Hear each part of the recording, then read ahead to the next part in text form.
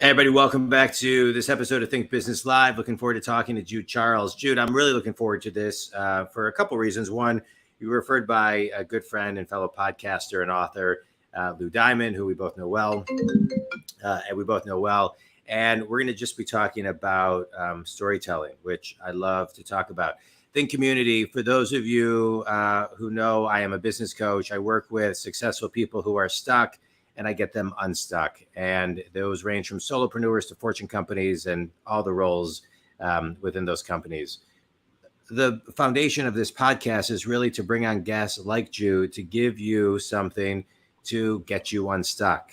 And what I ask is that you just kind of listen to find that one thing that really resonates with you. I know Jude's going to talk about a lot of things. You can take one and then pull off the shelf later some other things. So I just kind of want to set the stage a little bit. For the last 15 years, Jude, you've been producing documentaries for entrepreneurs. You produce things for Google, Steve Harvey, who I love, by the way. I was watching him on Family Feud last night. Love him. And dozens of visionaries. You're also the author of Dramatic Demonstration. The book is basically a roadmap that teaches you, Think Community, how to dig deep to find compelling stories that no one else knows and then leverage those stories to grow your business. I talk with clients a lot about the power of story. So tell us, let's kick off. Why is a story so powerful, Jude? Stories are powerful because we as human beings, it's the way that we connect. It's the way that I get to learn more about you, John, and the way that you get to learn more about me. Like we off air, we're talking about how I've been doing some cool things. You mentioned that when we first got on, but that's because when Lou Diamond first connected us, you went and looked at my website and you saw the projects I was working on, but you also got to know a little bit about my story. Yeah. How I, as a 17-year-old kid, was sitting in a TV production classroom, and my teacher at the time, Mrs. Donnelly, looks to me and she says, "Jude, you're really talented at video production. You should start a business." 17 years old.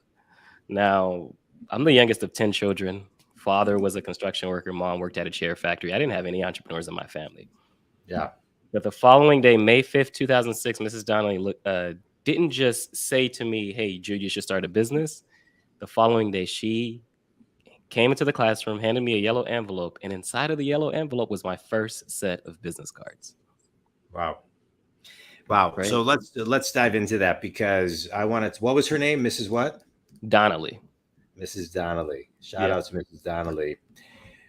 What an amazing spirit she is, because there's so much to talk about and unpack there. But the power of mentorship. Let's talk about the power of mentorship and somebody believing in you, right? So somebody can say that to you, but what did it spark in you, right? So here you are, and you've talked about your family. You're the youngest of 10. What did, I think a lot of times initially people don't believe it, right? Because sometimes people can see your potential before you can see your potential. And so what did it how did you receive it? And how did you then, what spark did it take on? Initially, when she said it to me, it was just like, there's no way this could happen for me. Like, I don't even know what it means to be an entrepreneur. I don't even know how to spell the word entrepreneur at 17. So it's like, it's a hard word to spell, even when you are an entrepreneur. Right. Thank God for spell check, right? Right. Exactly. Right. Okay, so go ahead. But I think when she came into the classroom and handed me the yellow envelope with the business cards inside, at that point, it became tangible. It was just like, there's no way I cannot not do this, because she believes in me so much that she spent time out of her busy day to stop at Office Depot to print up business cards. And I still have one to this day. I keep it in my office on my desk as a reminder. Like, this day changed everything. I think it's the belief, the courage that she had as a school teacher to not just look at it as, okay, I'm going to teach these kids how to play with video cameras, but I'm going to push this young man who I see is very talented. I was able to hold on to her belief in order to continue to do this. 16 years later today, that I'm still in video production. I always tell that story of Mrs. Donnelly because if it had not been for that one moment, that spark, I would not be where I am today. But the courage and the belief of her teaching me everything she knew about video production, and then to say, no, you can go and step out and do this on your own now. There's something powerful about that when someone else can see you in a way that you don't normally see you. Yeah, it's amazing. My moment that I knew I'd be doing what I'm doing now is when I was 18, my dad gave me a set of tape sets by Brian Tracy, The Psychology of Success. Yes. And he said to me, and I remember it as clear as yesterday, he said, Jonathan, I want you to start listening to this. I want you to listen to this tape set and people like this, because I was just about to start college. I think you'll learn more from these people than you will college. Yeah. And if you get less than a 3-point, I'm going to pull you out of college, but I think you'll learn more. And I remember putting it on my ears thinking, oh, this is exactly what I want to do. I want to grow companies. I want to grow people. I want to write books. I want to speak. But I just knew. But like you said, and I like the way you articulated that, I kind of just believed in my dad's. It resonated so deeply with me. I believed it because he believed it. Yep. Yeah. Your dad saw a different story for you. He saw how, yes, you were young at the time, 18 years old, but he saw the path that you were taking. He's like, this is what Jon could be doing. Or this is how Jon can shape his mind too, right? Yeah. Correct. But the other thing, when you're listening to those tapes that I think is powerful, I would imagine Brian Tracy's still living, and I would imagine he's one of your favorite influencers, mentors. I love him. But as you're listening to those tapes, Brian Tracy isn't just giving information. He's sharing stories. He's sharing stories. Correct. He's sharing stories. And so I'd imagine it's not even stories. Sometimes, because I've listened to Brian Tracy, sometimes it's stories about himself, and sometimes it's stories about other people, other great people, right? But what those stories do, you asked me in the beginning, why is story powerful? What is the power of story?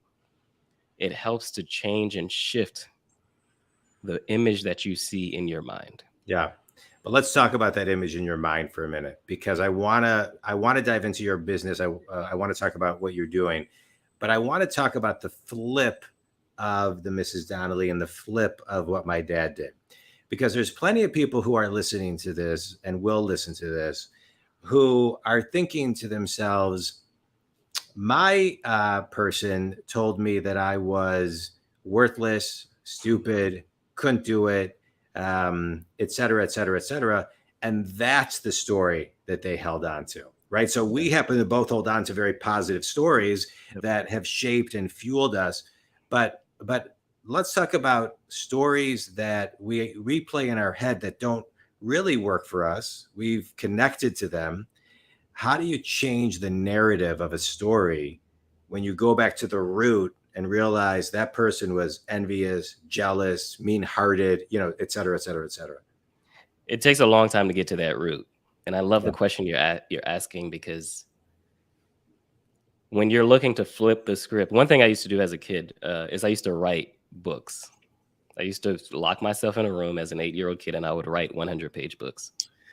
The reason for that is, I've already mentioned I'm the youngest of 10. And I couldn't find my voice in the beginning, how I fit into my family. Yeah.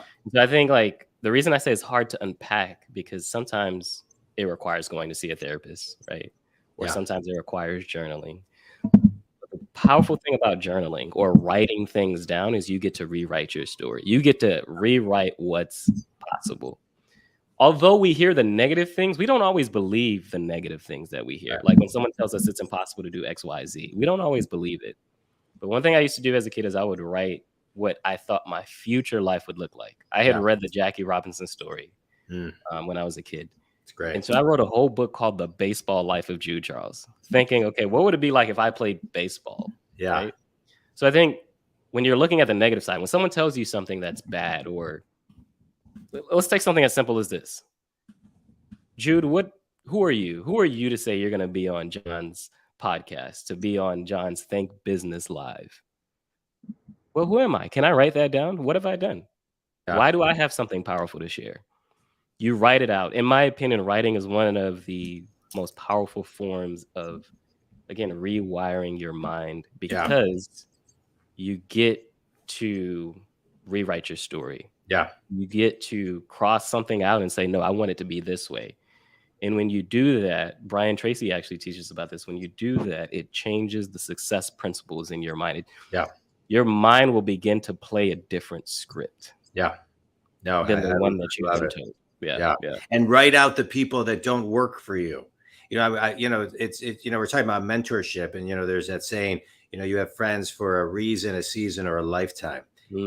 I think that Powerful. really applies to mentors. Sometimes you have a mentor for a reason, a season, or a lifetime. I've had people that I thought were amazing mentors, but when it came to really needing them, you realize they're not mentors. They were really driven by their own stuff. Yeah. Right. Yeah. And Yeah. so it takes a lot. So you need to know, I think, also when to move on from a mentor, when to Yes. realize that maybe you've outgrown the mentor in many, many Yes. ways. All right. I love this line of talking. I want to move it to now how you take a narrative, right? And you're doing really, really cool things when it comes to, growing and storytelling, but you're also moving into the video medium, right? I shouldn't say moving, but you do in the, you are really specialized in video storytelling. Many, many years ago, and I haven't been able to find this stat, but many, many years ago, I heard on a podcast that a 30-second video, I do a lot of video, a 30-second video is equivalent to 3.5 million words read. That was what someone said. And I've never been able to source that. And so, but I always say to people, even if that's 20% true or 10% true, right? Yeah. It is very, very powerful. And so just talk about building your personal brand through video and through storytelling, because to me, they all go hand in hand. I was so glad when Lou introduced us, because as a business coach, I talk about this all the time and how important it is. So if you just kind of talk about it, because you're a specialist with it. Yeah, we as human beings, we communicate through two ways. Storytelling. When we were kids, our parents used to tell us stories, or even when we watch TV, we would listen to stories. But the other thing is visuals. If I say to you, John, the yellow envelope that Mrs. Donnelly gave me, you see that image in your mind, even though I haven't shown it to you. Right. What video has allowed us to do, whether it's on social media, on YouTube, even on this podcast here, what it's allowed us to do is to see and influence the thing that we want people to see. Right. Right. And so to me, video storytelling, though, is I'm putting the best of both worlds. Many people can talk about how they're great at what they do. Even the story of Mrs. Donnelly, I could tell you she gave me business cards. But the fact that I held up the business card, if you're watching the video and you see me hold up the business card, that made it tangible. Yeah. It is no longer an opinion. It becomes fact. Right. I do. So when I speak on stage, I play with this Jenga set. Earlier, we talked about how do you remove things, the negative things from your mind. Well, I play with this Jenga set to remove the negative things that no longer serve you. What if you're listening to too many podcasts? What if you're spending too much time on social media? I burnt down in 2020. And what I had to learn is how to remove certain things out of my life. And so the reason I play with a Jenga set is because on Jenga pieces, on each individual piece, there's something written on it. And what I do is I take out the Jenga piece, and instead of putting it back on top, if you play Jenga, you put it back on top, I take it out altogether. And what you realize, in the same way, the structure still holds. You don't need all the things that you thought you needed. Again, there's that visual element. I love it. Right. And when you do that with video storytelling, when you make things tangible, when you show someone versus just telling them, you make it tangible, you make it real. And that's why I believe so much in video storytelling. Yeah. I love that. I'm also a believer in imitation is the highest form of flattery. I'm going to absolutely steal that Jenga idea. I will give you attribution, though, because it'll lead me to be able to talk about, the power of video and how you do what you do to refer clients your way. I love that. I love that, because I think sometimes we get so stuck in our routines. We're not looking and saying, what can we take away? What can we delegate? When I look at things, I do a lot of time management. I'm a business coach. And so, one of the keynotes that I do, which is very popular all over the country, is a time management keynote or workshop. And one of the things I talk about is 4 minutes a day saved equals 24 hours a year. So if you're swamped and you don't have time, just think about all the minutes that you can save, and then look at how much extra time you have. And so I love that example, because as you start to really zoom in, you realize there's so many things you can delegate. So I love it. Let's talk about your book. Your dramatic demonstration. how to attract premium clients and scale your business with visual storytelling. So let's talk about scaling, right? And because I think a lot of times people think, well, one, I'm going to do a video, and then how many do I have to do? Two, if I have one video, how many times can I replay it? But you're talking about how to use video in its entirety to really scale and grow your business. So talk about that, and then talk about how to use YouTube. Sure. So there's multiple ways you can scale a business. You don't have to scale a business just by getting more clients. Sometimes you can scale a business by increasing your price, right? And so what I look at, the principles that I teach in the book, is I show you a roadmap on how to go from, okay, I'm really good at what I do, but how do I get other people to see that I'm really good at what I do? There are 3 sections: dramatic clarity, which gets really clear on your story, your core values, your core philosophies. Then we take that and you create a dramatic demonstration. You make it tangible. So some people like to say, we value integrity, or we're like a family business. Well, what's a moment in time? That's what a story is, a moment in time that illustrates this point. So a funny one that I love is I was consulting on a project with a law firm. They were celebrating 100 years, and they used that line, "We're like a family." Yeah. And I was like, okay, when was a moment that you guys operated like a family outside of the office? And they talked about going to a festival, and at the festival, they had this crazy idea that they would purchase a pig. So they purchased an office pig. They didn't keep it, but they purchased an office pig. And it was just something fun that they could do as a family. That's what they saw family as. So you go from dramatic clarity to dramatic demonstration, and then dramatic leverage. How do you tell that story over and over and over again to get to the next level that you're looking to go to? That's what the book teaches. That's what it goes through. When you talk about how do you use YouTube to do the same thing, when people think about lawyers, they like using that lawyer example. When people think about lawyers, they can often think they're stuffy, or that they will rob them of their money. They charge too much money. Yeah. When you're saying we're like a family, when you're showing a different side of who you are and what you're about, one of the dramatic demonstrations is behind the scenes. We've heard of that before. There's nothing special about that. But when you show the behind the scenes of your business, it takes someone from being a skeptic to being a raving fan. Yeah. One of the things I like to do in opening up my talk is I would show a video of me jumping out of an airplane at 10,000 feet in the air. And I tell the story of how it happens, where I was surprised for my 30th birthday. My girlfriend surprised me, and I get there. I'd always wanted to go skydiving, but then I get there, and the lady at the counter hands us 5 pages of paperwork that reminds you over and over and over again, right, you might die. Yeah. And you have to sign your life over to say, we're not going to sue you if I die. I open with that, even though that doesn't really have anything to do with video storytelling. I open that to show behind the scenes of my life that I like to go on these kind of adventures, but sometimes I get a little scared too. Yeah. Right. That's what dramatic demonstration is about really making your business more human and connecting you to the right client, your premium client that is willing and wants to pay you, so that you can continue to scale your business in different ways. Again, like I said, it's not just, oh, let's get 100 more customers or clients. Maybe we want to increase the price. Maybe we want to pivot to a different industry. How do we do that and still have the trust and credibility that we've had before? Yeah.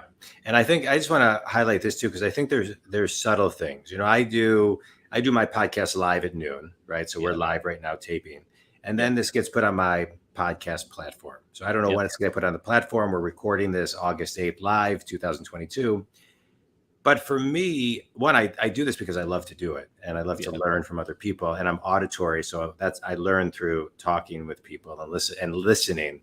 But one of the ways I get clients from doing this is because they know that I don't prepare questions, and it's the questions that I ask to guide the people that they say, oh, I want Jon to ask me a question like that to get me into a space where I can then grow my business. Mm-hmm. And so there's a lot of different ways of looking at, you know, the behind the scenes that aren't so direct, like, hey, here's my office. But I agree with you. The storytelling is the only way to go. And I just want to talk about, before we move into a speed round, the art versus the science of it. because I think a lot of times people get stuck in the science. Here's me walking in the door versus the art of really kind of emotionally getting to the heart of, really who you are and who your company is. Yeah, the art. So one, we're all storytellers. Every day we tell stories. But the art of it, that's what you're talking about, is the strategic part. How do you tell a story that makes a point, that teaches a lesson, that also takes someone on a journey to going from, again, skeptic to raving fan, or going from I've never been a client of yours to now I have to work with you. You're the only person I want to work with. Right.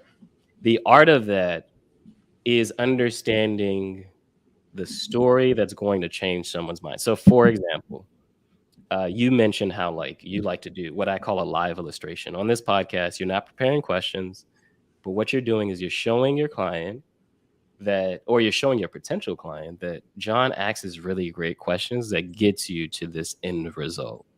Right. What I would then say is, how do you tell a story around that? Mm-hmm. Right. So, for example, I've been on over 100 podcasts as a guest. For my audiobook, instead of just reading the book and then, allowing the person to experience it that way, what I've done is I've read parts of the book. And then on the other parts, I will play segments of podcasts that I've been on and then explain the behind the scenes story behind the podcast. I love that. Right. So, but what that does is, again, it allows that person to experience it and go on the journey with you. What is Jude talking about here? Why is he talking about this? Right. What's the funny thing? I worked with a client, Stefan Georgi, who is a copywriter. But as we're filming in the opening scene of his documentary, as we're filming his documentary, his daughter, he's playing the guitar on the side of a couch, and then his daughter comes in yelling and screaming because she doesn't like to hear him playing the music. Yeah. You see that in the documentary, but then I tell the behind the scenes story with that, right? There's 5 different dramatic demonstrations: behind the scenes, live illustration, social proof, unique mechanism, and transformation. What you're doing through this podcast and what you're doing, you've mentioned it already, is you're going through this live illustration. If you're going to ask questions, then what I think you can enhance and add to it is the transformation. What was it like before? What was it like after? What does life look like after? Yeah. It's good. Right? Yeah. And so, again, you asked me the art of storytelling. The art is really the lesson. Yeah. Most people tell stories, but they don't always tell the lesson or the point that they get from the story. When you teach the lesson, to me, that's what creates transformation. And transformation is what we're all seeking, right? When someone comes to work with you, Jon, they're not just looking to have great conversations.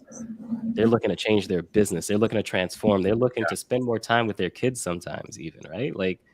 There's a transformation, and it's the lesson that teaches the transformation. It's the lesson that someone gets to walk away with. Yeah.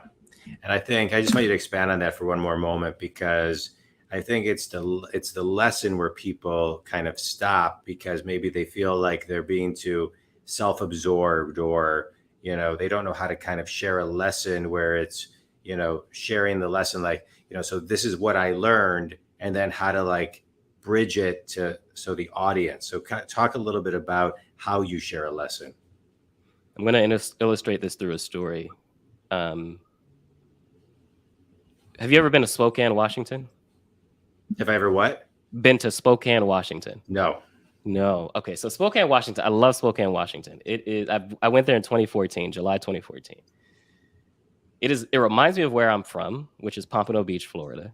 I'm still in Florida today, but it reminds me of where I'm from, where it's very diverse, but eclectic people, very colorful, very vibrant, very different than Seattle, where it rains all the time. And so I went to Spokane, Washington in 2014 for a leadership conference. And I always knew leadership was important to me, but I wanted to get better at it. I'm 25 years old at the time. I want to get better at it. Well, leaving this conference, I decide, and it's crazy, but I decide to go take a Greyhound from Spokane, Washington to Pompano Beach, Florida. It's a 3-day Greyhound bus trip. I thought it would be really cool because Washington State is the furthest northwest point.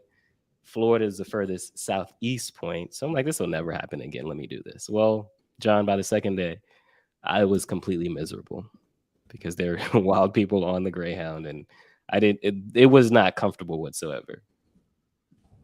But I turn on my phone. I had my phone off the whole time, and I get this text message from my sister. And in the text message, it says, call me back. It's urgent.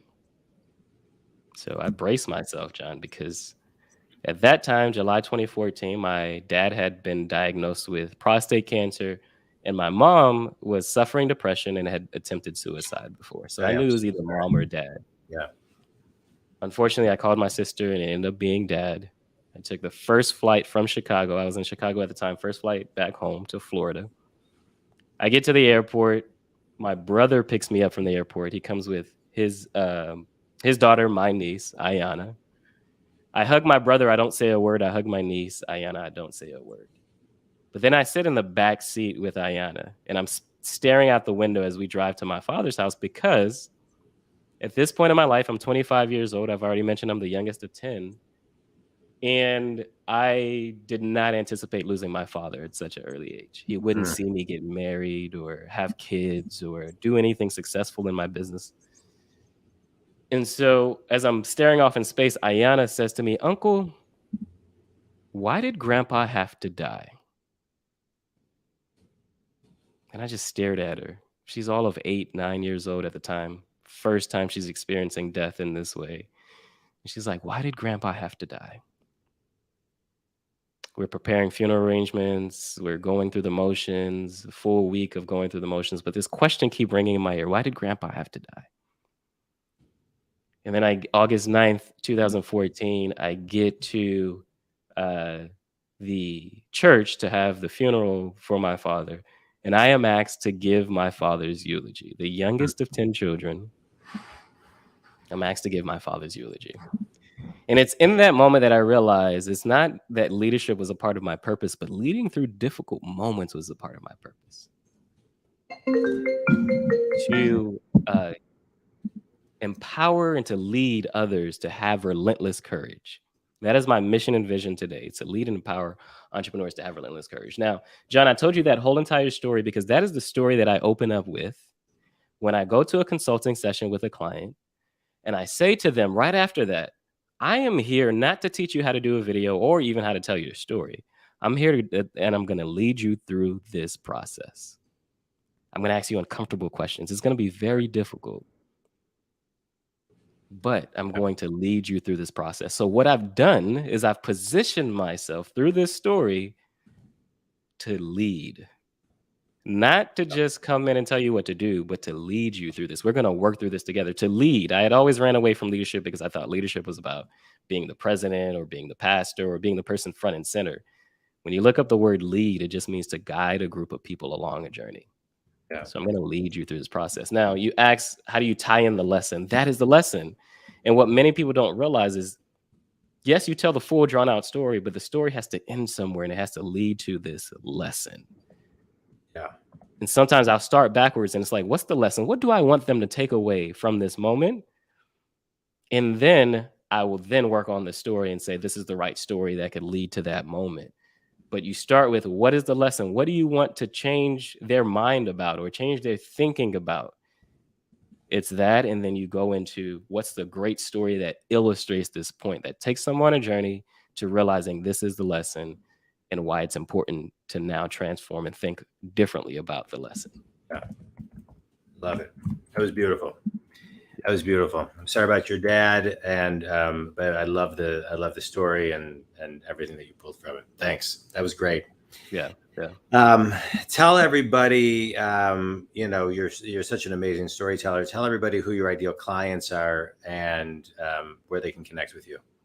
Yeah. So I work with entrepreneurs who are looking to either pivot or rebrand. What that means is you're pivoting from, maybe you're not necessarily changing your business completely, but you're pivoting your messaging. You're pivoting the clients that you serve. We work on the story that it helps to package that message and then share that message with others. Or rebranding completely. You're changing out your full image, right? That's the perfect client for me. You have been in business for at least 5 years, running a successful business, but you know that there's more, there's deeper. You want to go deeper. It's not just about making more money. It's about the greater impact and going deeper to attract the right people to your tribe. That's the perfect client for me. Best way to connect with me is through my website, JudeCharles.co. I also write a newsletter that goes really deep into the business side of storytelling. So it's not just how do you tell your story, but how do you leverage your story? Yeah. Called the Dramatic Leverage newsletter. If you're not ready, if you're not at that point where you think, okay, let me talk to Jude, I would at least join the newsletter, because the newsletter goes really deep. It's not one of those short ones that's just 100 words. I go really deep in showing behind the scenes of my own business, behind the scenes of my clients' business, the clients that I work with. And so, again, all that you can get, the book you can get through JudeCharles.co. Let's talk, let's connect, and take it to the next level. I love it. I love it. Quick speed round, Jude. You ready? Yeah, let's do it. All right. Book that's had the biggest impact on you. Hot Seat. Hot Seat by Jeff Imlet. Sorry. All right. Best piece of wisdom you've ever received. Ooh, that's a great one. Keep going no matter what. Reginald F. Lewis. I love it. And last question, for every person listening who wants to be a better storyteller, for one thing they should do right away is create a story bank. That means you're writing down a story every single day. That's the only way to get better at it, is to put in your reps, to rehearse it every single day. Write it down and then share it with someone. Yeah. At least one story a day. I love it. Thank you, community. This has been great. Jude, I can't thank you enough. We started off talking about, take one thing to get yourself unstuck, one thing that will transform whether it's your business life or your personal life. I know through my life, some of the best lessons have come from, the oddest of places when you least expect them. And, and if you can take away one nuance thing, it makes the world a difference. You gave a lot of nuggets. I'm going to share two that Think Community, I think, were at the top of my list. One is pay attention to all the mentors, the Mrs. Donnellys in your life who believe in you. And don't necessarily believe the people who are opposite of the Mrs. Donnellys. And remember how much power you have, and be a mentor to someone when you see their potential and maybe they don't see it yet.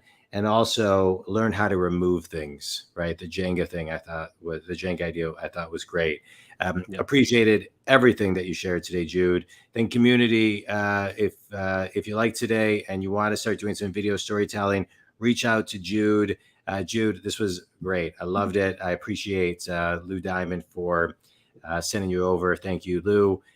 His Thrive Loud podcast is a great podcast. He's got a book coming out in September 2 of 2022. And that's it. I appreciate it, man. Any final words? No, John, thank you for having me. I mean, again, share your story unapologetically.